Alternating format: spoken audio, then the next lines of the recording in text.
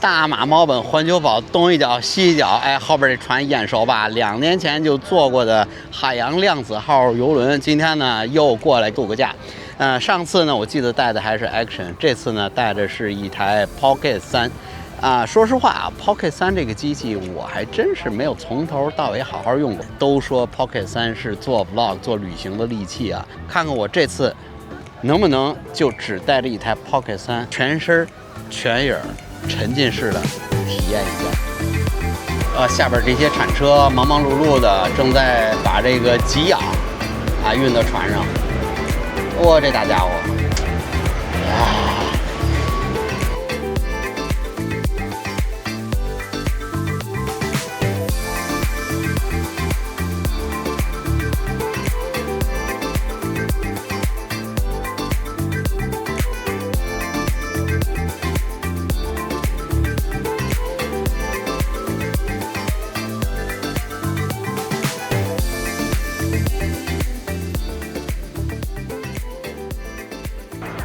这是屏幕，这是现实，这也太漂亮了吧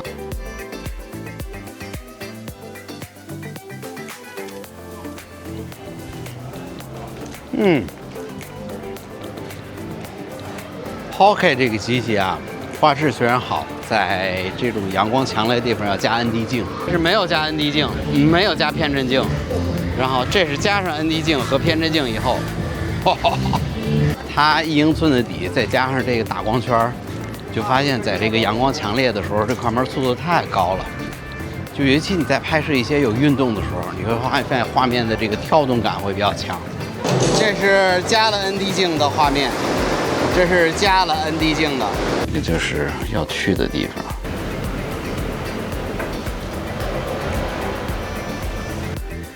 瓦努阿图和新加里多尼亚，平洋，太平洋，真的是太平了，风平浪静。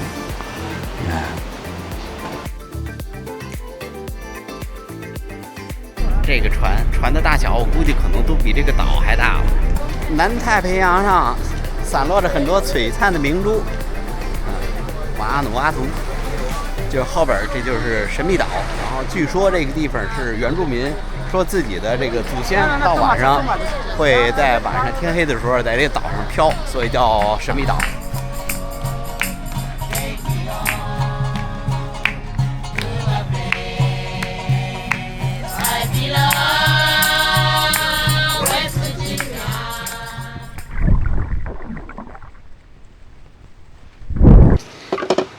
给大家看点稀奇的东西啊！你看这玩意儿是当时岛上的部落人吃人脑子的时候用的工具，把人骨头啊、脑子啊搁在这砖上，然后用那棍儿梆梆梆砸碎了。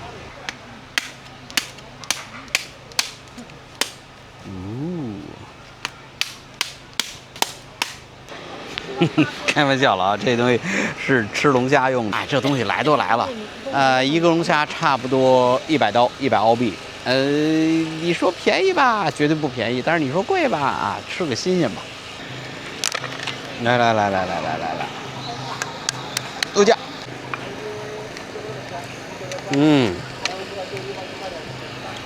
龙虾肉。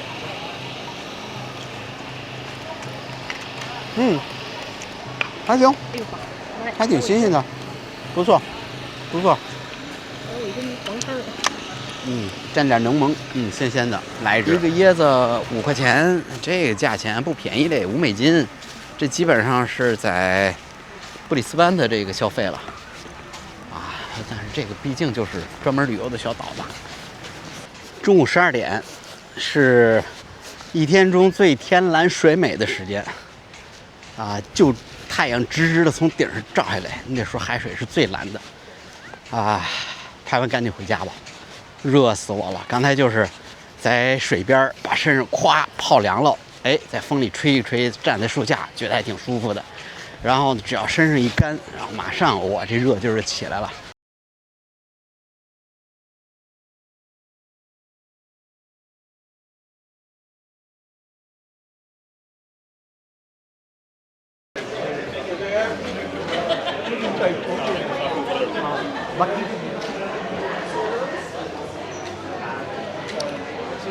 皇家加勒比这个游轮啊，每次坐的时候呢，大家都会有一个穿衣服的标准，就是建议啊，比如像那天就是说要穿正装，然后今天的主题就是白色，然后所有你去参加晚餐啊，还是去晚上看这个表演啊，大家都得穿白色。哎，你看大家都挺听话的啊。你看，全是白的。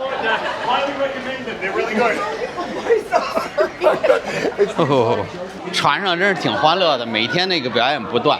我建议大家在参加游轮之前，学会几首在船上必唱的歌。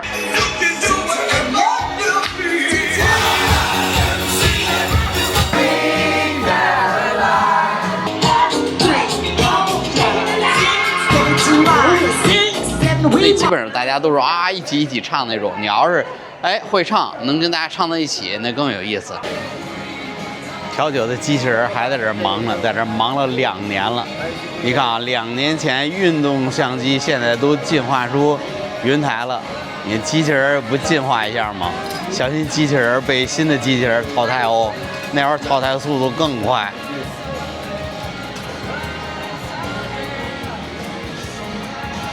机器人替代人类，你看这位，这不是也该病假请病假吗？2个里边有1个请病假的，这不比人类的几率要低啊！你看，在这躺了2天了。大马猫本环球跑东一脚西一脚，咱们现在是在新加里多尼亚。这地方在哪儿？就是在澳洲的东边，大概可能也就是800公里左右的海上吧。这地方对我的地理知识来讲，完全是灯下黑，就是因为离家门口太近了，所以完全没有了解过这个国家、这个岛屿是什么样。新加里多尼亚这个名字听起来陌生，但是提几个名字可能就知道了。幸存者那个剧集就是在新加里多尼亚拍的，在附近的山上有非常纯净的矿泉水，然后呢，所有可口可乐就在这边也建厂。然后把糖浆运到这儿之后呢，要用这边的水啊，做出世界上最好喝的可口可乐。不能飞无人机。新加里多尼亚这边因为有很多的，等于它是法属殖民地嘛，所以现在还有很多的军事的设施，包括我们后边，上边那个天线，然后包括底下那个法国海军都是不可以拍的，所以无人机就别来了。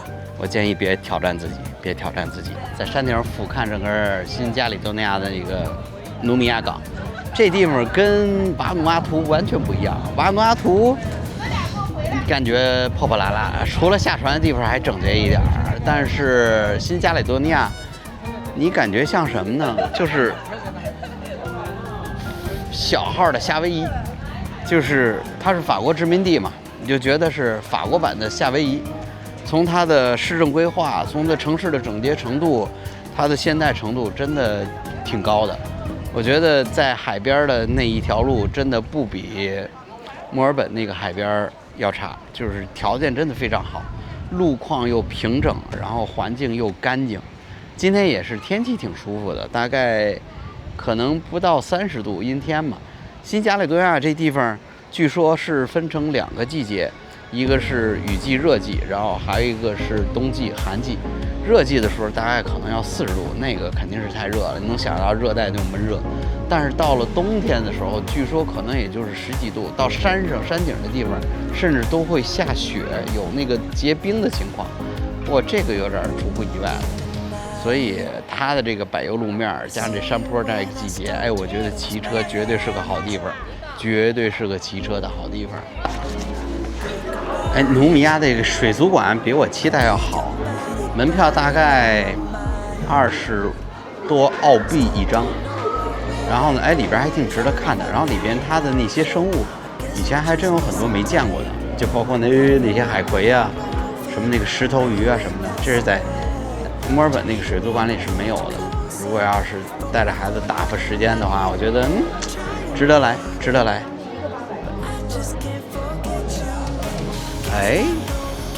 这儿为什么有个口袋呢？天哪，口袋里这是有这个神秘的小菜板儿，里边发送出源源不断的 WiFi 信号。That's the biggest everything. Thank you, thank you. 快乐冰激凌，这是我来船上吃的最大的一个啊！你只要这个好好的跟船员问，我能不能要一个超大号的，就能拿到一这样的。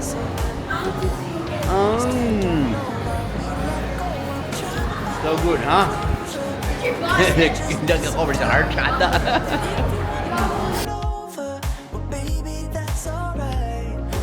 你看金色的高空云，然后下面已经变成铁灰白色的这个低空云，然后远处这个维纳斯带，这是西边，然后东边呢就是正在日落进行中，怎么样？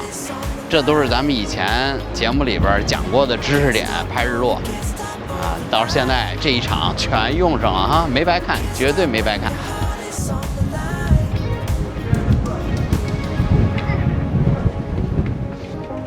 船头好看，但是风太大了。现在航速差不多18节左右，就开足马力往回赶。大家都在这看日落呢。哎，那边有好看的，你看那边的云彩漂亮，灰色的。眼前，我整个眼前人都是粉的，你看。现在我整个眼前全是粉。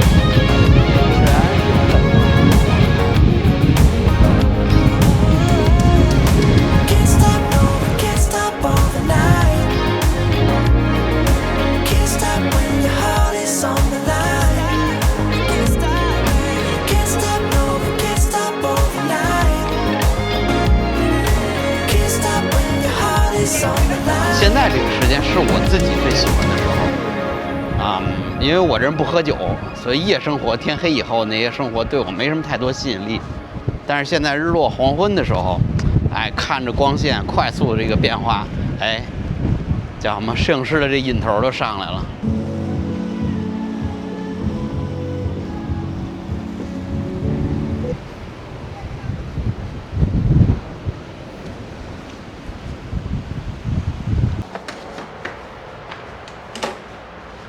哇，这块就舒服多了。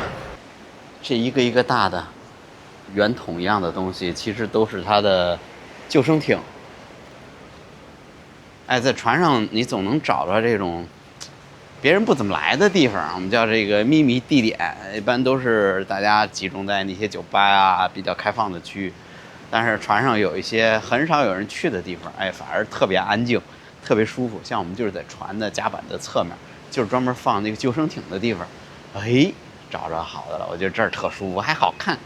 哎，咱们聊聊 Pocket 3这个机器了，用了1个星期，哎，我的感觉如何？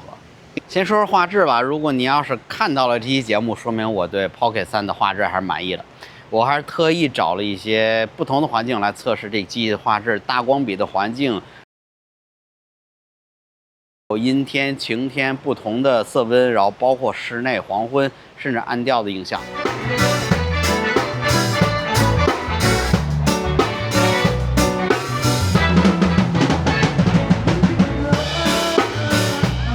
如果你要是对这个 P3的画质有什么疑问的话，欢迎在评论里边留言。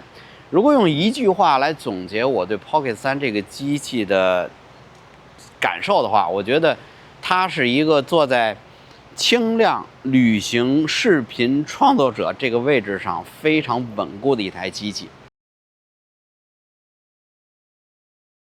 它解决了大家非常关心的几个问题，比如像收音Osmo 这个 Audio 它自己的无线麦克风，然后 Mac Mini、Mac 2连上就可以直接用，哎，这就方便了，至少给你几个小时的时间。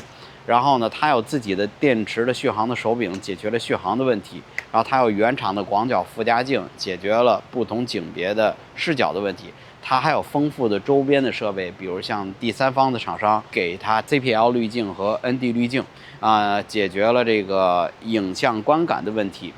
所以它真真正正是给一个创作者来设计的机器。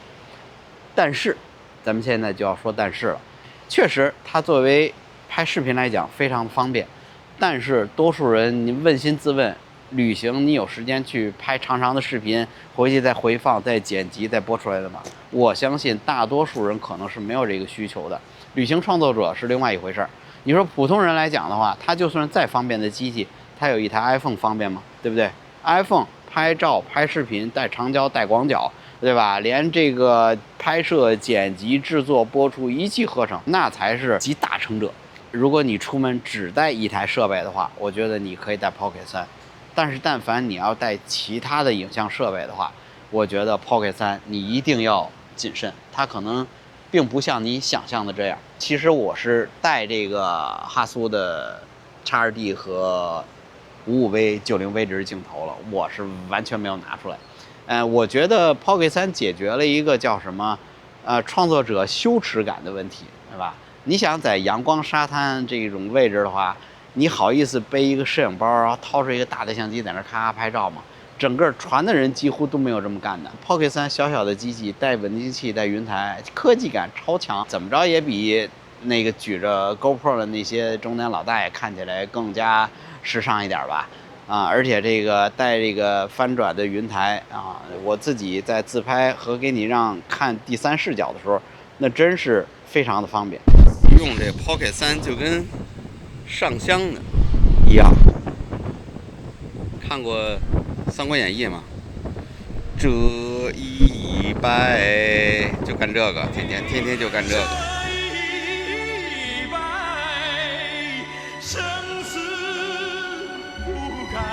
但是这台机器在使用的时候，一定会让你付出额外的时间和精力的。比如像每天我回到房间之后，我要给这个电池手柄充电，我要给主机充电，然后呢，我要给无线麦克风充电，然后呢，我要把所有的这个广角附加镜的里边外边都擦干净了，可能收拾一遍。我每次取上取下这个 ND 镜的时候，然后往下一抠的时候，这个手指头都会完美的触及到 ND 镜的里面的镜头。然后上面不就一个脏的手印儿，关键是我这边度假的时候手上还都是，这个防晒霜啊，或者喝的饮料啊，汗，哎呦那个汗就永远你那个手印碰在上面，我还得每次取上取下，然后格外的小心，然后别碰上的话，我还随时带了一布去擦。它这种云台相机，在你开机和关机的时候，都是要你花时间让它开机，然后呢你关机的时候，它要花几秒自检镜头，然后回来你才能放在这个保护套里边。这个动作虽然用不了你几秒钟的时间，但是你想象一下，这个动作你要每天反复做几十次，你到底有没有那个耐心，有没有那个时间？所以说，如果你要是有其他的设备的话，我觉得，这一台 Pocket 3不一定是你的首选。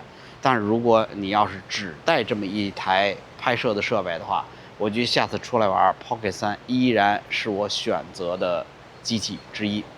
好了，今天呢就跟大家聊聊我在邮轮皇家加勒比海洋量子号上的这个旅行，还有我在整个旅行过程中使用 Pocket 3的这个感受吧。感谢收看本期的节目，我是大马猫本，欢迎关注我的频道，咱们下期再见。